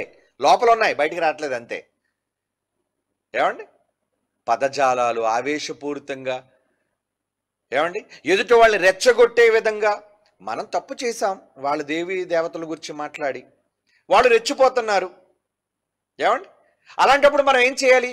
ఇక మీదట ఎప్పుడు వాళ్ళ గ్రంథాల జోలికి వెళ్ళకూడదు, వాళ్ళ దేవుళ్ళ గురించి మాట్లాడొద్దు. నమ్మితే నమ్ముతాడు, మనం మంచిని ప్రకటిద్దాం. ఇది నమ్మితే వాడు మారుతాడు. అది స్వేచ్ఛ, స్వతంత్రం ఉంది అందరికీ. ఇలాంటి సందర్భాల్లో క్రైస్తవుడు నిర్ణయం తీసుకోవాల్సింది బైబిల్లో మాటను బట్టి. అందుకే అంటున్నాడు 12:18, సఖ్యమైతే మీ చేతనైనంత మట్టుకు సమస్త మనుష్యులతో సమాధానముగా ఉండుడి. ఇంకేమన్నాడు? కింద చూద్దాం, ఇంకా ఉంది. ప్రియులారా, వద్దర్రా, మీరు పగలు తీర్చుకోకండి, కక్షలు తీర్చుకోకండి. దేవుని ఉగ్రత అంటూ ఒకటి ఉంది. నేనున్నానుగా. మీకు అన్యాయం జరిగితే తండ్రిగా నేను చూస్తూ ఊరుకోనుగా. పగ తీర్చుట నా పని, నేనే ప్రతిఫలమిత్తును అని ప్రభు చెబుతున్నాడు. కాబట్టి నీ శత్రువులు ఆకలిగుంటే భోజనం పెట్టయ్యా, ఆ దాహంతో ఉంటే వాళ్ళకి నీళ్ళు ఇయ్యయ్యా. అలాగూ చేయటం వలన అతని తల మీద నిప్పులు కుప్ప ప్రేమతో పొయ్యమన్నాడు. అంతేగాని డైరెక్ట్గా నిప్పులన్నింటి పొయ్యిలో తీసుకొచ్చి నెత్తి మీద పోయడం అని కాదు. అక్కడ వీళ్ళు చేస్తుంది డైరెక్ట్గా నిప్పులు వేస్తున్నారు నెత్తి మీద. అలా మండిపోయిన తర్వాత నీ కాల్చికి ఏం చేస్తాడు? ఏమండి? ఇక్కడ ప్రేమతో నిప్పులు కుప్పగా పోయమంటే ఈ ఏకంగా నిప్పులే తెచ్చాడు మీద పోస్తున్నాడు. ఇదేనా బైబిల్? కాదు, ఇది బైబిల్ విధానం కాదు. ప్రేమతో గెలవండి, ప్రేమతో వాళ్ళు మార్చండి. కీడు వలన జయింపబడక అంటున్నాడు చూడండి. అందుకే నేను పగ తీర్చుకుంటాను. మీ చేతికి మట్టి అంటనివ్వకండి. మీరు చట్టాల్లోనికి వెళ్ళిపోతారు, మీరు నేరస్తులుగా పరిగణించబడతారు. కనుక మీరెవరు? వాళ్ళ జోలికి వెళ్ళకండి, విడిచిపెట్టేయండి, నాకు అప్పగించండి. పగ తీర్చుట నా పని, నేను ప్రతిఫలం ఇస్తాను దేనికైనా సరే. మీకు అన్యాయం జరిగిందా? నాకు తెలుసు కదా, నా కళ్ళు ఎవడు కప్పుతాడు? ఏమండి? మీరు కామ్గా ఊరుకోండి, అన్యాయాన్ని సహించండి. అన్యాయం జరిగింది మీకు, సహించండి, ఆయన చూసుకుంటాడు అని ఏమంటున్నాడు ఇక్కడ కిందకి వెళ్ళేసరికి? కీడు వలన జయింపబడక, మీరు జయింపబడకండి కీడు చేత, మేలు చేత కీడును జయించుము. మంచి చేత చెడును చంపండి. కానీ దూషణ మాటలు, ఏమండి, అసభ్యకర పదజాలాలు, రెచ్చగొట్టే విధానాలు మాటలాడటం వలన వీళ్ళ కోపం 10 రెట్లయితే వాళ్ళ కోపం 100 రెట్లు పెరుగుతుంది. ఎందుకంటే అందరూ చూస్తున్నారు. దానివల్ల ఎంత వ్యంగ్యంగా ఆడలేదు మగ లేదండి, ఎవరు నోటుకొచ్చింది మాట్లాడుతున్నారండి. ఆడది కూడా అసభ్యకరమైన పదజాలాలతో మాట్లాడుతుందంటే వాళ్ళకి ఎలాగ సిగ్గులేదు. సంస్కారహీనులు మాట్లాడుతున్నారు. నువ్వు మాట్లాడలేవు కదా అలాగా. లేదండి, కొంతమంది మాట్లాడుతున్నారండి, తప్పు. వాళ్ళు మాట్లాడారు, నువ్వు అలాగే సంస్కారహీనంగా మాట్లాడతావా? మీ నోటి చేత అలా మాటలు రావద్దని కదా అన్నాడు దేవుడు. మీరు అలా మాట్లాడకూడదని కదా దేవుడు చెప్పాడు. వాక్యంతో హెచ్చరించు, వాక్యంతో గద్దించు, ఏది మంచో వాళ్ళకి చెప్పు, ప్రేమగా చెప్పు, అవసరమైతే వాళ్ళు మార్చు. వీటన్నిటినీ పక్కన పెట్టి లోక మర్యాద చొప్పున వీళ్ళు కూడా వెళ్ళిపోతున్నారు. వీళ్ళు కూడా అనేక మంది యువతను రెచ్చగొడుతున్నారు. మేము ఊరుకోం, తాడో పేడో తేలుస్తాం, ఏం జరుగుతుంది. ఎవడు ముందొస్తాడో, నేను వెళ్లే ముందు నా మార్గానికి వాడు తల తీసైనా ముందుకెళ్తానంటున్నారండి. అయ్యో, నేను ఆశ్చర్యపోయినాడు ఆ మాట విని. తల తీసి ముందుకెళ్తావా? ఒక చెంప మీద కొడితే మరొక చెంప దెబ్బ తిని వెళ్ళమని యేసుప్రభు చెబితే అది పేతురు గారు, పౌలు గారు తమ జీవితాల్లో అలవర్చుకొని చేసి చూపిస్తే వీళ్ళేంటంటే ఎలా మారిపోయారు? ఏంటి వీళ్ళు ఎలా మారిపోయారు అంటే, తాము క్రైస్తవులమని చెప్పుకొనుచున్నారు అంతే. నిజానికి వాళ్ళు క్రైస్తవులు car. Real Christian, true Christian ఎవరు? బైబిల్ ప్రకారంగా ఎవరైతే ప్రవర్తిస్తారో. మీరు వాక్యము వినువారు మాత్రమే ఉండి మోసపుచ్చుకోకండి. ఏమన్నాడు? విన్నవాడు గొప్పడు కాదు, వాక్యమును ప్రకటించేవాడు గొప్పడు కాడు, వాక్య ప్రకారము ప్రవర్తించువారునై ఉండవలెను అంటున్నాడు. చూడండి యాకోబు పత్రిక 1వ అధ్యాయం 22 చూడండి అర్రా. ఏమండి, నేను చెబుతున్న ప్రతి మాటకి బైబిల్ బేస్, బైబిల్ మూలం చూపిస్తున్నాను మీకు. చూడాలి. వ్యక్తులకు అభిమానులుగా ఉండకండి, సంఘాలకు అభిమానులుగా ఉండకండి, సంస్థలకు అభిమానులుగా ఉండకండి, బైబిల్కి అభిమానులుగా ఉండండి, దేవునికి అభిమానులుగా ఉండండి. ఈరోజు క్రైస్తవం ఏ తారాస్థాయికి వెళ్ళిపోయిందంటే ఇక బైబిల్తో సంబంధం లేదు. వాళ్ళ నాయకుడే వాళ్ళకు ముఖ్యం, వాళ్ళ సంస్థే వాళ్ళకు ముఖ్యం, వాడు ఏం చెబితే ఇది చేయడానికి వీళ్ళు సిద్ధం. అలా ఉండొచ్చా? నో, ఉండకూడదు. అందుకే ఏమంటున్నాడు? యాకోబు పత్రిక 1వ అధ్యాయం 22, మీరు వినువారు మాత్రమయ్యుండి మిమ్మును మీరు మోసం చేసుకోవద్దర్రా, వాక్య ప్రకారము ప్రవర్తించువారునై ఉండవలెను. వాక్య ప్రకారము ప్రవర్తన. మరి వాక్యం ఏం చెప్తుంది? కీడు జరిగిందా? సహించండి నాయన. అన్యాయం జరిగిందా? క్షమించండి నాయన. ఇదే బైబిల్ చెప్పింది. ఇదే కదా బైబిల్ చెప్పింది. మరి ఈరోజు క్రైస్తవులు అనుసరిస్తున్న విధానం ఏంటి చెప్పండి? అంటే వాక్యం వింటున్నారు కానీ వాక్య ప్రకారంగా ప్రవర్తన లేదు. మరి ఎలా క్రైస్తవులు అవుతారు చెప్పండి వీళ్ళు? నో, వాళ్ళు నిజ క్రైస్తవులు కారు. ముసుగులో ఉన్న దొంగ క్రైస్తవులు. ఎవరు రియల్ క్రిస్టియన్స్? ఎవరు ట్రూ క్రిస్టియన్స్? ఎవరు నిజముగా క్రైస్తవులు అంటే ఎవరు బైబిల్లో ఉన్న ప్రకారంగా ప్రవర్తిస్తారో వారే నిజమైన క్రైస్తవులు. ఒక పౌలు ఒకప్పుడు హింసకుడు, దోషకుడు, ఇప్పుడు మారిపోయాడు, సహించాడు, భరించాడు, క్షమించమని వేడుకున్నాడు, కోరుకున్నాడు. అదండి మార్పు. ఇది క్రైస్తవ్యం. ఇలాంటి క్రైస్తవ్యాన్ని స్వీకరించిన మనం ఇప్పుడు ఏ ఉద్యోగాలకు వెళ్ళాలి? కానిస్టేబుల్ ఉద్యోగం వచ్చింది సోదరిమణికి. ఏమండి, ఇప్పుడు వాళ్ళ పై అధికారి పిలిచాడుగో దొంగ వచ్చింది, నెక్లెస్ కొట్టేసింది, లోపలికి తీసుకెళ్ళి బ్యాండ్ అన్నారు. అప్పుడు ఏం చేయాలి? అంటే బ్యాండ్ వేస్తే మారిపోద్దా? చట్టం అనుకుంటుంది బ్యాండ్ వేస్తే మారిపోతారని. లేదా వాళ్ళకి ఏదో రకమైన డిగ్రీ సెక్షన్ అమలు చేస్తే వాళ్ళు మారిపోతారని. ఏమిటి, దొంగ వాళ్ళు ఎన్నిసార్లు దొంగతనాలు చేయలేదు, ఎన్నిసార్లు పోలీస్ స్టేషన్లోకి వెళ్ళట్లేదు, ఎన్నిసార్లు పోలీసుల చేత దెబ్బలు తినలేదు, మారలేదండి. బడికి వెళ్ళిపోయినోడు దెబ్బలకు అలవాటు పడిపోయి ఎలాగైతే వాడి స్వభావాన్ని మార్చుకోడో, హ్యాబిచువల్ అఫెండర్స్ అంటారు వీళ్ళని లీగల్ భాష. హ్యాబిచువల్ అఫెండర్స్ అంటే వీళ్ళు స్వభావ సిద్ధంగానే వీళ్ళు దొంగలో. నువ్వు ఎన్ని కొట్టు ఆడు మారడు. ఆడు ఒళ్ళు దెబ్బలకు అలవాటు పడిపోయింది. కొంతమంది అయితే పోలీస్ స్టేషన్కి వెళ్ళి ఏమండి గాజులు కొట్టేశారండి, మరే మీరు దీనికి శిక్ష తెలుసయ్యా, అదిగో షర్ట్ ఇప్పేసి రెడీగా ఉంటాడు, మీరు కానివ్వండి. ఏంటి కానివ్వడం? ఇదేంటి పెళ్లి తంతు భోజనం అనుకున్నావు ఏంటి? పిలిచి పెట్టగానే నువ్వు తినేసి వెళ్ళిపోవడానికి. వాడు అలవాటు అయిపోయింది, వాడికి బ్యాండ్ వేస్తారు వీడికి. అయిపోయింది అయ్యా.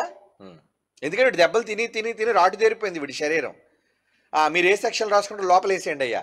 ఏదో కొన్ని రోజులు ఉంటాను నేను లోపల. 3 పూటలు అక్కడేమి ఏదో పోలీస్ స్టేషన్లో అయితే కొడతారు కానండి, జైళ్ళలో కొట్టరండి. జైళ్ళలో శిక్షలు ఏమి అమలు చేయరండి. 3 పూటలు చక్కగా భోజనం పెడతారు. నీ చేతనైతే ఏదైనా పని చేయమని పని అప్పచెప్తారు. అది లోపల చేసేది వాళ్ళు ఖైదీలకి. కనుక లోపల ఏమంటాడు, కొట్టే దెబ్బలేదు ఎక్కడికి అందులో కొడతారు, ఆ లోనకి పంపించేయండి, మా అత్తారింటికి వెళ్ళిపోతాను నేను.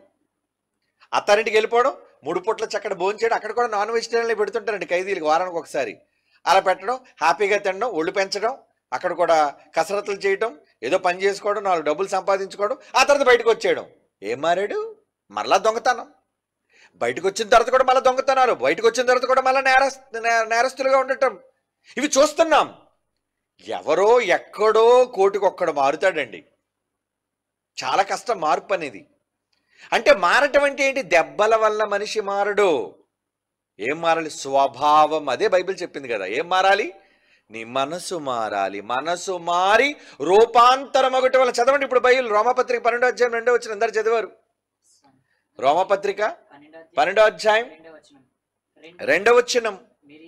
మీరు ఈ లోక మర్యాదను అనుసరింపకుండా ఉత్తమం అనుకూలమునైన సంపూర్ణమునయ్యున్న దేవుని చిత్తమేదో పరీక్షించి తెలుసుకొనున్నట్లు మీ మనస్సు మారి నూతనమగుట వలన రూపాంతరం పొందుడి. రూపాంతరం పొందండి. రూపాంతరం పొందాలి అంటే ఏంటి రూపాంతరం? ఏం పొందాలి రూపాంతరం? స్వభావం మారాలి. ఒక మనిషిలోని పరివర్తన ఏమిటి? జైలులో కూడా ఖైదీల పరివర్తన కోసం వాళ్ళకి క్లాసెస్ చెప్తుంటారండి. అవసరమైతే కొంతమంది దైవజనులైన వాళ్ళు, పాస్టర్లు అయిన వాళ్ళు కొంతమంది లోపలికి వెళ్ళి వాళ్ళకి బైబిల్ చెప్పిస్తుంటారండి. అంత మత ప్రచారం కాదు అది. అక్కడ చెప్పే మంచి మాటలు నేర్చుకొని వాళ్ళు మారుతారేమో. ఏమండి? వాళ్ళు మార్చడం అంటారు దాన్ని. ఖైదీల్లో పరివర్తన రావాలని ప్రతి జైలును కోరుకుంటాడు. ఈవెన్ ప్రభుత్వం అదే కోరుకుంటుంది, డిపార్ట్మెంట్ అదే కోరుకుంటుంది. కనుక అలాంటిది ఈరోజు మనం దాడి చేయగలమా? మరి దాడి చేయలేనప్పుడు, మార్చలేనప్పుడు ఏం చేయాలి? వాడి మనస్సును మార్చాలి. దెబ్బలతో మార్చలేని మనం వాడి మనస్సును మార్చాలి. మరి మనసు మార్చమంటే డిపార్ట్మెంట్లో వింటారేంటి? వాడిని కూర్చోబెట్టి జైల్లో 4 గోడల మధ్య, కటకటాల మధ్య, బాబు ఇది తప్పు నాయన అంటే ఎలా చూస్తాడు? వెటకారంగా చూస్తాడు. ఇటు కొట్టడానికి నువ్వు వచ్చి నాకు బోధలు చేస్తున్నావు ఏంటి? నువ్వు నీ పనేది నువ్వు కానీ. ఏమండి? మారడండి. అలాంటి వాళ్ళు కూడా ఉన్నారు. కఠినమైన మనస్తత్వాన్ని కలిగిన ఖైదీలు, స్వభావ సిద్ధమైన ఖైదీలు అంటారు, హ్యాబిచువల్ అఫెండర్స్ అని చెప్పాను కదా ఇందాడా, వాళ్ళు. మరి ఇప్పుడు ఏం చేయాలి? కనుక మనం ఏం చేస్తాం చెప్పండి? మనము వాళ్ళని మార్చలేము. మనం మార్చాలి అంటే కొన్ని పరిస్థితుల్లో దేవుడు వాళ్ళకి నేర్పిస్తాడు. అప్పుడు చెప్పు, నీ మాట విలువ వాడికి అర్థమవుతుంది. ఏమండి? జైల్లోకి వెళ్ళిపోయిన తర్వాత, శిక్ష పడిన తర్వాత చాలా మంది ఖైదీల్లో పరివర్తన వచ్చింది. అది నేను చెప్పాను కదా ఆల్రెడీ. ఎవరు? గుంటూరు కేసులో బస్సు దగ్ధంలో చాలా మందిని చంపేసిన చలపతిరావు, విజయవర్ధన్ రావు. అందులో పాపం ఒక ఆయన పరివర్తన వచ్చేసింది. ఖైదీలందరికీ మాదిరిగా ఉన్నాడట. అది ప్రూఫ్, వీడియో కూడా వేసి చూపించాను. అది పరివర్తన అంటే లోపలికి వెళ్ళిన తర్వాత బైబిల్ చదువుకొని, మంచి మాటలు విని, తన విధానాన్ని మార్చుకొని, పని చేసుకొని మారాడు ఖైదీ. సిలువ మీద దొంగ మారాడా? మారుతారంటే మారుతారు. చెప్పే విధానంలో వాక్యము వారిని మార్చగలదు. బెదిరింపులు మారకపోవచ్చు. ఏమండి? బెదిరింపుల వల్ల మారినట్టుగా వాడు కనబడినా నిజమైన మార్పు కాదది. మరి వాడికి ఏం మారాలి? స్వభావం. అదే అంటున్నాడు, ప్రాచీన స్వభావం. దాన్ని టోటల్గా దాన్ని తీసేయాలి అంటే ఆ ఒక్క శక్తి వాక్యానికి మాత్రమే ఉందండి. అంటే క్రీస్తు మాట, దేవుని మాట శక్తి కలిగినది. అది హృదయం యొక్క తలంపుల్లోనికి వెళతాది. హెబ్రీ పత్రిక 4:12లో ఉన్న మాట. ఆ మాట వింటే వాడు మార్పు చెందుతాడు.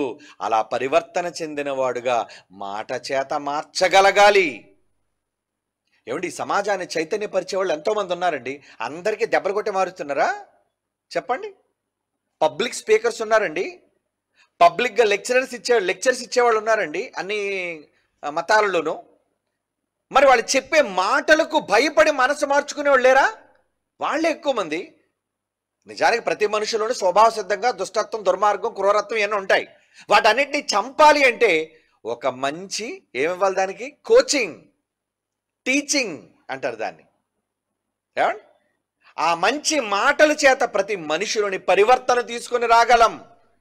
కనుక ఆ మాట దేవునిదైతే మారుతాడు మనిషి. కనుక డిపార్ట్మెంట్ పరంగా ఒకవేళ మార్చాలి అంటే మరి నేను చేయలేకపోతున్నాను అనేది అంటే అలాంటప్పుడు ఏం చేయాలి? ఏమండి, నన్ను ఈ సెక్షన్లో నుంచి తీసివేసి ఆఫీసులో పుస్తకాలు రాసుకునే సెక్షన్ ఉంటుందండి, ప్రతిదీ నమోదు చేసుకునే సెక్షన్ ఉంటుందండి. ఎందుకంటే మనం వాళ్ళని దాడి చేయటం, వాళ్ళని కొట్టడం అది మనం చేయలేము. కీడు వాడు చేశాడు, కానీ ప్రతి కీడు అంటే మనం కూడా వాడిని కొట్టి మార్చాలి అనుకోవటం అంటే మనం నమ్మిన ధర్మం, చట్టానికి అది రైటే. చట్ట ప్రకారంగా అది రైట్ వాడిని ఆ విధంగా శిక్షించి శిక్ష అమలు చేయటం వల్ల మార్చాలి అని అనుకోవటం. కానీ ఈరోజు జైల్లోకి వెళ్ళిన వాళ్ళు ఎంతమంది మారిపోయారు శిక్షణ అమలు చేసినంత మాత్రాన? అదే చెప్పాను కదా, ఎక్కడో కొందరు, మిగతా వాళ్ళందరూ బయటకు వచ్చిన తర్వాత మరలా వాడి స్వభావం. ఎందుకంటే వాళ్ళలోని క్రూరత్వం పోలేదు, చావలేదు. 4 గోళ్ల మధ్య ఉన్నాడు కాబట్టి వాడు ఉన్నాడు, చేయడానికి అవకాశం లేదు, తప్పు చేయడానికి అవకాశం లేదు, వాడి చేతిలో ఆయుధం లేదు, వాడి చేతిలో నేరం చేయడానికి అవకాశం లేదు, బయటికి వాడిని విడిచిపెట్టలేదు సమాజంలో. లోపల ఉన్నాడు కాబట్టి మంచిగా ఉన్నాడు. బయటకు వచ్చిన తర్వాత స్వతంత్రం వచ్చేసింది, మరలా వాడు ప్రాచీన స్వభావం వచ్చేసాడు. కనుక మార్పు ఏది రావాలి? వాడి స్వభావం మారాలి. మరి వాడి స్వభావం మారాలి అంటే వాడిని మంచి మాటలతో మార్చగలిగేది నీ దగ్గర ఉన్నప్పుడు, నీవు లోక మర్యాద చొప్పున వాడిని ఏదో కఠినంగా శిక్షించడం వల్ల మార్చేయాలి అని అనుకోవటం మన తరం కాదు. మనం వాళ్ళని అలా మార్చలేము. మరి అలాంటప్పుడు ఏం చేయాలి? అమ్మా, నువ్వు కోరుకున్నావు కాబట్టి, నువ్వు అడిగావు కాబట్టి చెబుతున్నాను. అది నీకు ఇబ్బందికరమైన నీ జీవనోపాధి అయినా సరే, అయ్యా నేను కొట్టలేనయ్యా, నేను కొట్టలేకపోతున్నాను అంటే అప్పుడు వాళ్ళు ఏమంటారు? మరి నువ్వు ఎందుకు డిపార్ట్మెంట్లో చేరావు అంటారు. కనుక డిపార్ట్మెంట్లో అందరూ కొట్టేవాళ్ళుగా ఉండరు. ఏమండి, అధికారులను మన్నన చేసుకొని, ఏమండి నేను ఈ విధంగా చెప్పలేను, ఇంకెవరినైనా పంపండి అనే మాట వింటే సరే, నువ్వు చేసుకో, తప్పులేదు. ఉద్యోగాన్ని విడిచిపెట్టమని నేను చెప్పట్లేదు. ఒకవేళ నీ పై అధికారులు అనుమతిస్తే నువ్వు ఆ జోలికి వెళ్లకుండా, అవసరమైతే వాళ్ళకి నేను కొంచెం కోచింగ్ ఇస్తానండి, టీచింగ్ ఇస్తానండి, మంచి మాటలతో వాళ్ళు జాగ్రత్త చెప్తానండి. ఎందుకంటే పోలీసుగా మనకు కూడా ఒక బాధ్యత ఏముంది? పోలీసు వాళ్ళు అంటే ఏంటి? ఈ సమాజాన్ని మార్చాల్సిన బాధ్యత వాళ్ళ చేతిలోనే ఉందో. మొదట లా అండ్ ఆర్డర్ వాళ్ళే కంట్రోల్ చేయాలి. కనుక వాళ్ళు మాటలతో కంట్రోల్ చేస్తారు, దెబ్బలతో కంట్రోల్ చేసేవాళ్ళు ఉంటారు. కనుక నువ్వు రిక్వెస్ట్ పెట్టుకో. లేదా నీ రిక్వెస్ట్ చెల్లలేదనుకోండి, అయ్యా మరి ఈ డిపార్ట్మెంట్లో ఇక్కడ ఈ సెక్షన్లో నేను చేయలేకపోతున్నాను, నా దగ్గర ఏమైనా ఆఫీస్ సెక్షన్లో ఏమైనా ఉంటే నన్ను అక్కడికి వెయ్యండి అంటే చాలామంది సమన్లు అందజేసేవాళ్ళు ఉంటారు. ఎందుకంటే పోలీస్ అనేసరికి, వ్యవస్థ అనేసరికి చాలా రకాలైన జాబ్స్ ఉంటాయి. అందులోని అందరూ లాఠీలు పట్టుకుని కొట్టరు. ఏమండి, ట్రాఫిక్ ఉంటుంది, అవునా, అది కూడా పోలీసే. ఏమండి, అలాగే మెమోలు అందజేసేవాళ్ళు ఉంటారు, అలాగే వారెంట్లు అందజేసేవాళ్ళు ఉంటారు, ఏమండి ఆఫీసులో రాసుకునే వాళ్ళు ఉంటారు. ఇలా చాలా రకాలైన పనులు, బాధ్యతలు ఉంటాయి. అప్పుడు పై అధికారుల దగ్గరికి వెళ్ళి రిక్వెస్ట్ చేసి, అయ్యా నేను ఈ పని చేయలేకపోతున్నాను, నా మనస్సాక్షిని గద్దిస్తుంది, నేను క్రైస్తవురాల్ని, నేను ఇలాగ చేయలేకపోతున్నాను, మీరు అనుమతిస్తే నేను ఆఫీస్ సైడ్ వెళ్ళి నేను ఏదైనా చేసుకుంటాను అయ్యా పని. వాళ్ళు అంగీకరించారా? సంతోషం. తప్పనిసరిగా నువ్వు చెయ్యి. పెద్దల మన్ననలు పొందు, నీ పై అధికారులను ఒప్పించుకో ప్రేమ చేత. మీరు చెయ్యండి తల్లి, తప్పులేదు. ఆ మాత్రం దానికి నీ జీవనోపాధిని కోల్పోమని నేను చెప్పటం లేదు. కానీ నేను మరి ఇంకా నువ్వు కొడితేనే నేను ఉంచుతాను అంటే మనం అప్పుడు ఏం చేయాలి? నువ్వు నేను ఈ పని చెయ్యలేను అంటే దేవుడి కోసం అప్పుడు ఏం చేయాలి? మరి నీ ఉన్న విధానాన్ని బలవంతంగా ఒకవేళ నేను నేరస్థాపన చేసి తుపాకీ చేతికిచ్చి కాల్చేయి అన్నారు అనుకో, కాల్చేస్తావా? ఏమండి చెప్పండి. తుపాకీ నీ చేతికి ఇచ్చారు, వాడికి బేడీలేసి, ఎందుకంటే కొంతమంది పోలీసులో ఎటువంటి ఎన్కౌంటర్లు ఉంటాయి. ఎన్కౌంటర్లు అంటే ఏంటి? ఏమండి, ఒరిజినల్ ఎన్కౌంటర్ అంటే వాడు ఏదో దాడి చేసి వెళ్ళిపోతే వీళ్ళు షూట్ చేయటం ఓకే. ఫేక్ ఎన్కౌంటర్లు ఉంటాయి. అంటే ఏంటి? లోపలే ఉంటాడు పోలీస్ స్టేషన్లోనే, పోలీస్ స్టేషన్లోనే వీడు చచ్చిపోతాడు. అంటే పోలీసు వాళ్ళే ఫేక్ ఎన్కౌంటర్గా క్రియేట్ చేసి వాడే చచ్చిపోయాడండి, లేదంటే వాడు దాడి చేశాడండి, లీగల్గా కొన్ని ఆప్షన్స్ ఉపయోగించుకొని వాడిని చంపడానికి వీళ్ళు ప్రయత్నిస్తారు. అప్పుడే కదా మానవ హక్కు సంఘాలు ఇవన్నీ తెర మీదకి వస్తాయి. అదే హైదరాబాద్లో జరిగిన ఒక అమ్మాయి విషయంలో 3ని చంపేశారు. అందుకు సంబంధించిన పెద్ద అధికారులను, ఎస్పీలు లాంటి వాళ్ళను కూడా హ్యూమన్ రైట్స్ కమిషన్ పిలిచింది. మీరు తీసుకెళ్లారు, వాళ్ళు ఇప్పేసి పారిపోయారా, లేదంటే మీరు ఇప్పేసి పారిపోమని వాళ్ళు ఎన్కౌంటర్ చేశారా? ఇవన్నీ ఈరోజు దర్యాప్తు జరుగుతుంది. అంటే ఇలాంటి ఫేక్ ఎన్కౌంటర్లు కూడా జరుగుతుంటాయి. అంటే కావాలని చంపేయటం, కావాలని ఏమండి ఇష్టపూర్వకంగా చంపటం. మరి ఏది తేలకుండా, నిజాలు తేలకుండా మనం ఎవరండి చంపేయడానికి? ఈరోజు మానవ హక్కుల సంఘాలు ఏమడుగుతాయో తెలుసా? నిజంగా అందులో ఒకళ్ళు దోషి లేకపోతే, ఏమండి ఒకళ్ళు అమాయకుడైతే ఉండరా, నిర్దోషులు ఉండరా? ఉంటారు అనడానికి సాక్ష్యం అది కూడా మీకు చెప్పాను. శ్రీమతి ఇందిరా ప్రియదర్శిని అంటే ఒకప్పుడు మనం భారత మాజీ ప్రధాని ఇందిరాగాంధీని చంపిన హత్య కేసులో ఏమండి సింగిల్ని 3ని పెట్టారు. అందులో బల్బీర్ సింగ్ అమాయకుడండి, అతనికి ఏ సంబంధం లేదు. మరి ప్రజలందరి మాట విని వీళ్ళందరూ ఇందిరాగాంధీని చంపేశారంటే 3 ఉరి తీసేస్తే ఎలా? అతని అభ్యర్థిని స్వీకరించింది. అవును నాయన, మేము దర్యాప్తు చేసాం. ఓకే. ఈ దర్యాప్తులో ఏం తేలిందంటే నువ్వు ఏ తప్పు చేయలేదు. కేవలం నువ్వు అప్పుడే డ్యూటీలోకి వచ్చావు, సంతకం పెట్టావు. ఈ లోపు మిగతా ముగ్గురు వెళ్ళి కాల్ చేశారు. డ్యూటీలో ఉన్నావు కాబట్టి నిన్ను కూడా తీసుకెళ్లారు లోపలికి. ఇది జరిగింది, తేలింది. మరి తేలకుండా పోలీసు వాళ్ళు నిజంగా ఎన్కౌంటర్ చేసి ఆ రోజు టప టప టప కాల్చారు అనుకోండి, ఇందిరాగాంధీని చంపేస్తారని చెప్పి ఎవరో కమాండర్లు పిలిపించారు, ఈ ముగ్గురు సింగిల్ని కాల్చేయండి అంటే ఇక న్యాయ వ్యవస్థ ఎందుకు? ఏమండి, న్యాయమూర్తులు ఎందుకు? వాదోపవాదాలు ఎందుకు? చట్టాలు ఎందుకు చెప్పండి? అంటే మనమే చట్టం చేతుల్లోకి తీసుకొని మనమే న్యాయమూర్తులం అయిపోయి నిర్ణయం తీసుకొని చంపేయడమే తప్పు కదా, అది తప్పు. కాబట్టి చట్టాన్ని మన చేతుల్లోనికి తీసుకొని ఎవరికి మనం శిక్ష విధించాల్సిన హక్కు, అధికారం మనకు లేదు. అలాంటప్పుడు ఇలాంటి పరిస్థితులు ఒక డిపార్ట్మెంట్లో ఉన్నాయని తెలిసినప్పుడు ఆ డిపార్ట్మెంట్కి ఏం చేయాలి? నమస్కారం అండి, సలాం, ఇక నేను వద్దు, నేను ఈ డిపార్ట్మెంట్లో ఉండదలుచుకోలేదు. నా చేత మీరు అన్యాయం చేయిస్తుంటే, నా చేత మీరు తప్పులు చేయిస్తుంటే నేను ఎలా చేయగలను? ఏమండి, అలా యథార్థవంతులైన వారు డిపార్ట్మెంట్లు విడిచిపెట్టిన వాళ్ళు ఉన్నారు తెలుసా అండి? నాకు తెలుసు వాళ్ళు. అంటే అక్కడ లంచాలకు మరిగి అక్కడ అన్యాయాలు చేయటం వాళ్ళ వల్ల చేతకాక, ఏమండి ఈ డిపార్ట్మెంట్లో ఉండే మేము చెయ్యలేకపోతున్నామండి, అందుకే ఉద్యోగం రిజిగ్నేషన్ ఇచ్చేసారండి. Very good. అంటే పొరుగునున్న సహోదరుడికి తప్పు చేయటం కుదరక, చేత కాక, ఏమండి చేయగలరు, కానీ వద్దు, ఒకరు అన్యాయపు సొమ్ము మాకు వద్దు, ఒకరి కన్నీళ్లు, కష్టం, ఒకరు ఉసురు మాకొద్దు, అందుకే మేము ఈ డిపార్ట్మెంట్లోనే ఉండం అని బయటకు వచ్చేసిన వాళ్ళు ఉన్నారు. న్యాయం ఉన్నంత వరకు మీరు వెళ్ళండి, చెయ్యండి. అన్యాయం జరుగుతుంది అంటే అక్కడి నుంచి మీరు తప్పుకోండి. ఇదేనమ్మా నేను నీకు ఇచ్చే హితవు. నీ అన్నగా, బైబిల్ తెలిసిన వ్యక్తిగా, బైబిల్ చెప్పిన వాటిని బట్టి సమాజంలో ఎలాంటి వ్యక్తిని ఎలా మార్చాలి అని దేవుడు చెప్పిన విధానాన్ని బట్టి నీ చేతికి మట్టి అంటకుండా, నువ్వు నేరస్తురాలు కాకుండా, ఎందుకంటే పోలీసులు రాగానే స్టేషన్లో పెట్టి చితక్కొట్టేస్తారు కదా, నిజంగా వీళ్ళు తీసారా లేదా ఇంకా నిరూపణ కాలేదు కదా. కాకుండా ఎలా అండి, ఎలా వీళ్ళు చేయి చేసుకుంటా చెప్పండి, ఎలా చేయి చేసుకుంటా చెప్పండి? అంటే ఈరోజు చాలా విషయాల్లో ఇలాంటి తప్పుడు విధానాలు అమలు జరుగుతున్నాయి. నేరం నిరూపించబడకుండానే నేరస్తులుగా వీళ్ళు ప్రొజెక్ట్ చేస్తున్నారు. ఎలా మీరు నేరస్తులని చెప్పేస్తారు? ఎలా మీరు చేయి చేసుకుంటారు వాళ్ళ మీద? ఒక మంచి వ్యక్తి రాగానే ఏదో విధంగా పగ తీర్చుకోవడానికి అతని మీద లాఠీలతో దాడి చేస్తారా? ఉన్నారండి అలాంటి వాళ్ళు, ఉన్నారు. దేవుని పిల్లలారా, కనుక ఆలోచించండి. ఇలాంటి విషయాల్లో మీరు సమయస్ఫూర్తితో బైబిల్ చెప్పిన విధానాన్ని గౌరవిస్తూ, ఎందుకంటే మనం లోక మర్యాద కన్నా దేవుని మర్యాదకే మనం విలువనివ్వాల్సిన వారంగా ఉండాలి కూడా. అందుకే ఏ నిర్ణయాన్ని అయినా తీసుకునేటప్పుడు, ఏ పనైనా చేసేటప్పుడు దేవుడు మనకి ఏం ఆదేశించాడు అది మనం చెయ్యాలి. ఒకప్పుడు పౌలు గారు పత్రికలు అందుకొని క్రైస్తవులు చంపడానికి హక్కు, అధికారం పొందాడు. నాకు పత్రాలు ఇవ్వండి అని అడిగాడు. ఆ పత్రాలు పట్టుకుని కదండి దమస్కు వెళ్ళాడు. మరి అలా వెళ్ళిన వ్యక్తి మారిపోయిన తరువాత క్రైస్తవులు హింసించాడా? పోనీ నమ్మని వాళ్ళని ఏమైనా హింసించాడా? మళ్ళా గుర్రాలు ఎక్కాడా? గుర్రాలు ఎక్కి ఎవరినైనా చంపడానికి బయలుదేరాడా? ఎవరినైనా దాడి చేశాడా? లేదే. తనకివ్వబడిన సువార్త వ్యాపకాన్ని ఆయన సువార్త ప్రకటించుకుంటూ వెళ్ళిపోయాడు. ఆయన మారింది ఆయన జీవితం. ఆ మార్పు నిజమైన మార్పు, ఆ మార్పు బైబిల్ ప్రకారమైన మార్పు అయి ఉండాలి.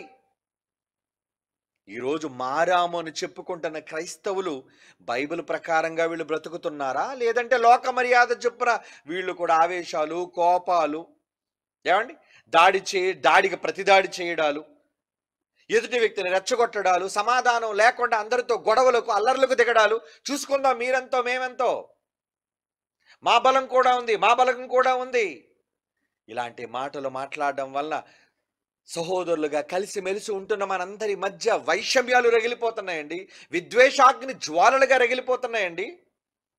ఎవరో వాళ్ళు మీడియాలో గొడవ పడుతుంటే ఇక్కడ ఇంటి పక్కన ఉన్న క్రైస్తవులు శక్తులుగా చూస్తున్నారండి. ఏమండి, నువ్వు మా హిందూ దేవుళ్ళ గురించి మాట్లాడు కదా. నేను మాట్లాడలేదండి, ఆడెవడో మాట్లాడు. సరేలే, మీరు క్రైస్తవులే కదా, మీరంతా మా దేవీ దేవతల కోసం మాట్లాడారు కదా అని పక్కనున్న మనల్ని నిందిస్తున్నారు కదండి. మనం ఏ రోజు నోరిపి మాట్లాడలేదు.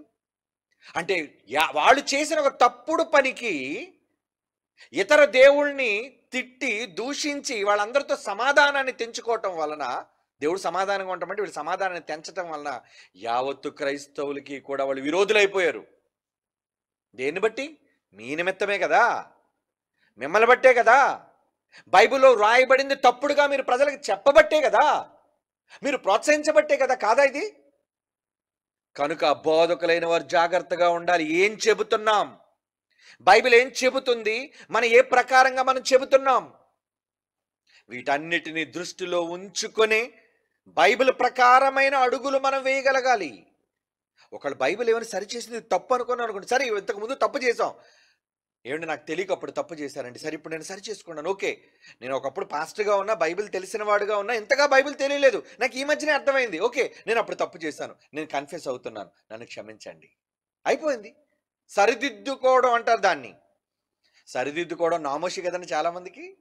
ఏమండి, నేను ఒక పెద్ద ఆయన వచ్చారండి, నేను పాలకొల్లు మీటింగ్స్కి వెళ్ళేటప్పుడు. ఏమండి, చాలా పెద్ద వయసు, తలంతా పండిపోయింది, నాకు తెలిసి ఒక 68-70 సంవత్సరాలు ఉంటాయి. ఆయన రాగానే దండం పెడతాను, అయ్యా మీరు పెద్దవాళ్ళు అయ్యా, మీరు ఆశీర్వదించాలి కానీ మీరు దండం పెట్టకూడదని నేను అన్నా. లేదయ్యా, నేను మిమ్మల్ని గురించి ఒకప్పుడు తప్పుడుగా అనుకున్నానండి, నన్ను క్షమించారా అంటే ఆ చేతులు పట్టుకొని బతిమాలుతున్నాడండి ఆయన. "హహ, మీరు నా తండ్రి లాంటి వారు అయ్యా, మీరు అంటే ఆ మాట అనకూడదయ్యా, తప్పు. అయినా నాకేం విరోధం మీ మీద లేదు కదా, రండి కూర్చోండి అని ఆయనతో కలిసి నేను భోంచేశాను." అంటే తెలియనప్పుడు అపార్థం చేసుకునేటప్పుడు అపార్థం చేసుకుంటారు, చేసుకునివ్వండి. అలాగని మన శత్రువులుగా అనుకుంటాం వాళ్ళని, చెప్పండి. కానీ ఆయనకి ఆయనే పశ్చాత్తాపపడి నా దగ్గరకు వచ్చి 2 చేతులు పెట్టుకొని, నేను చిన్నోడిని ఆయనకన్నా, ఆయన నా చేతులు పట్టుకొని ఎందుకన్నా, నిన్న కాక మొన్న విషయం, రీసెంట్ విషయం. ఆయన ఆ మాట అనగలుగుతున్నారు అంటే కారణం ఏంటి? ఆయనలో ఒక పశ్చాత్తాపతో హృదయం కలిగింది. అది ఆయన మనసులో ఉంచుకోలేక నా దగ్గర కన్ఫెషన్ అయిపోయారు. మీరెందుకయ్యా చెప్తున్నారంటే, నా మనసులో ఉంచుకోకూడదు కదయ్యా, అందుకే మీ దగ్గర నేను తప్పును ఒప్పుకుంటున్నానయ్యా అని అన్నాడు. Very good. మార్పు ముఖ్యం. ఏదో మన దగ్గరికి వచ్చి మన దగ్గర క్షమాపణ అడగాలన్నది కాదు మన ఉద్దేశం. అలా ఎవరి మీద విరోధ భావం ఉండకూడదు. ఏమండి, మనకు తెలియని విషయాన్ని విన్నదాని వల్ల మన ఎదుటి వ్యక్తిని తప్పుగా అంచనా వేయకూడదు. సామెత ఉంది కదండి ఇంగ్లీష్లో, do not judge a book by its cover. అంటే పుస్తకంలోని టైటిల్ని చూసి పుస్తకం అంతా చెడ్డదనుకుంటే ఎలా?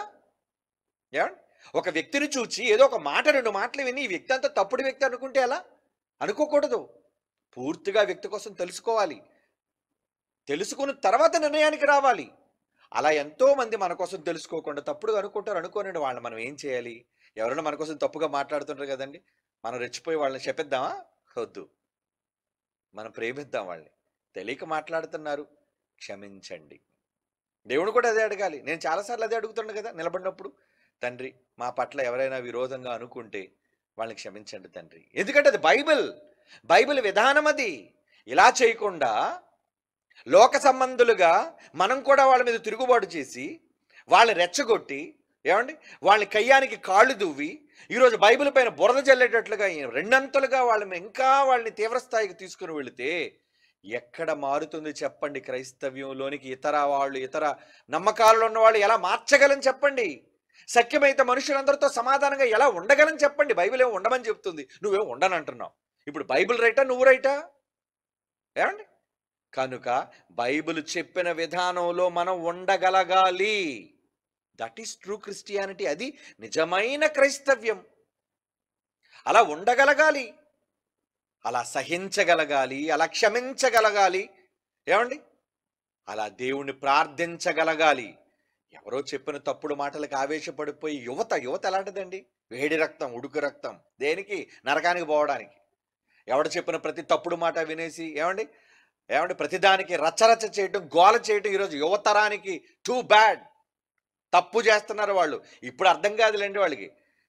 ఒక రోజు వస్తుంది వాళ్ళు ముడుకులలో మూలుగుంటారు చూసారా, అది అరిగిపోయినప్పుడు, లేదా వాళ్ళకి తగిన శిక్ష వాళ్ళకి వచ్చినప్పుడు, ఒరే ఆ రోజు విర్రవీగిపోయావురా, మేము ఏమీ తెలియకుండా రెచ్చిపోయావురా.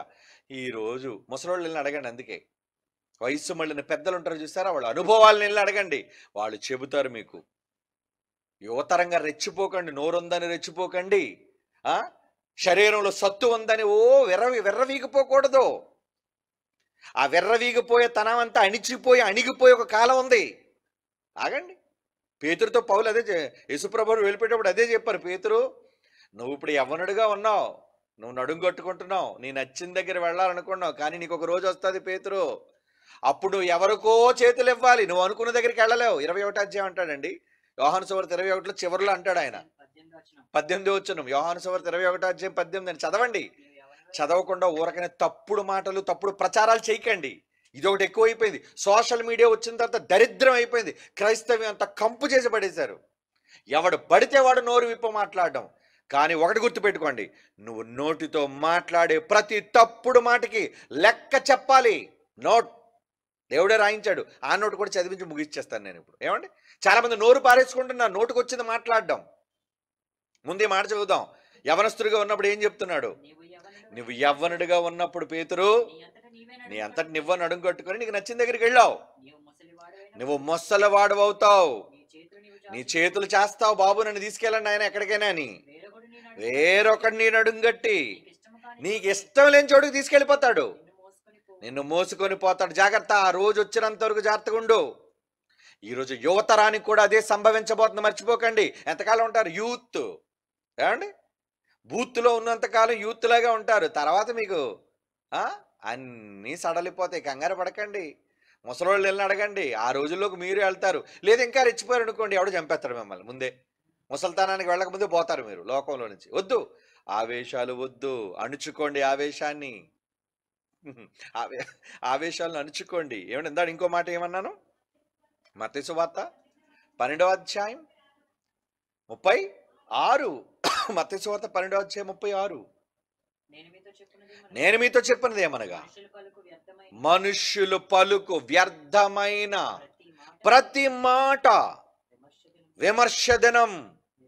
లెక్క చెప్పాలి. నువ్వు ఏదో నోరుంది కదా నేను నోటుకొచ్చింది మాట్లాడతాను మైకు ముందు, చెయ్యి కదా నోటుకొచ్చింది టైప్ చేసిన కామెంట్గా పెడతాను అంటే, నాయన కామెంట్లు పెట్టేవారులారా, నోటుకొచ్చింది మాట్లాడేవారులారా, మీరు చెబుతున్న వ్రాస్తున్న ప్రతి మాటకి లెక్క, అన్నిటికీ లెక్క అడుగుతాడు. ఇప్పుడు కాదు, మీ నడుం జారిపోనే ఉండ డేట్ వస్తుంది, ఉండండి. నడుం జారిపోయే రోజు వస్తుంది, మీ కాళ్ళు కుప్పకూలిపోయే రోజు వస్తుంది. అప్పుడు దేవుడు పాఠం నేర్పిస్తాడు మీకు. అక్కడితో అయిపోలేదు, చావడంతో అయిపోలేదు. ముసలితనంలో మీరు ఒకవేళ చనిపోయినా చచ్చాక మీ పిలక పట్టుకుంటాడు. ఏంట్రా రెచ్చిపోయావు యవనస్తుడిగా ఉన్నప్పుడు? ఎన్ని మాట్లాడాడు వీడు, ఎన్ని పనికిరాని మాటలు మాట్లాడు. అవును మహాప్రభు, రెచ్చగొట్టాడు మహాప్రభు. ఎన్ని కామెంట్లు పెట్టాడు ప్రభు, ఎన్ని మాటలు మైకి ముందు మాట్లాడు ప్రభు, ఎంతమంది యువతను చెడగొట్టాడు ప్రభు. వీడికి శిక్ష. ఎన్ని రెట్లు మాట్లాడితే అన్ని రెట్లు శిక్ష. విమర్శదనం అన్నాడు. కనుక యవనస్తులారా, ప్రియ తమ్ముళ్ళారా, కంగారు పడకండి. వెయిట్, మంచిగా దేవుని మార్గంలో ఉండండి. దేవుని ప్రేమను తెలుసుకోండి, దేవుని ప్రేమను చాటండి. బైబిల్లో ఉన్న నిజమైన క్రైస్తవులుగా జీవించండి. లోకాన్ని చూచి వాతలేసుకోకండి. పులిని చూచి ఒళ్ళు కాలి మండిపోద్ది. తర్వాత నక్కలా వాతలేసుకోకండి. పులి కావాలనుకోకండి. నేను గొప్పవాడుగా 10 మంది కనబడాలని అనుకొని రెచ్చిపోకండి. నాకు వ్యూవర్స్ కావాలి, నీ ఎంగిలి బెతుకులు యూట్యూబ్ వాడు పారేయాలని అనుకోకండి. తప్పు. దేవుడు మెచ్చాలి, దేవుడే మీకు జీతం ఇవ్వాలి. ఆ జీతం కోసం కష్టపడండి, పని చెయ్యండి. కనుక సోదరిమణి అడిగిన ప్రశ్న ఆవిడికి సమాధానం వచ్చేసిందని అనుకుంటున్నా. ఓకే, జాగ్రత్తగా ఉండండి.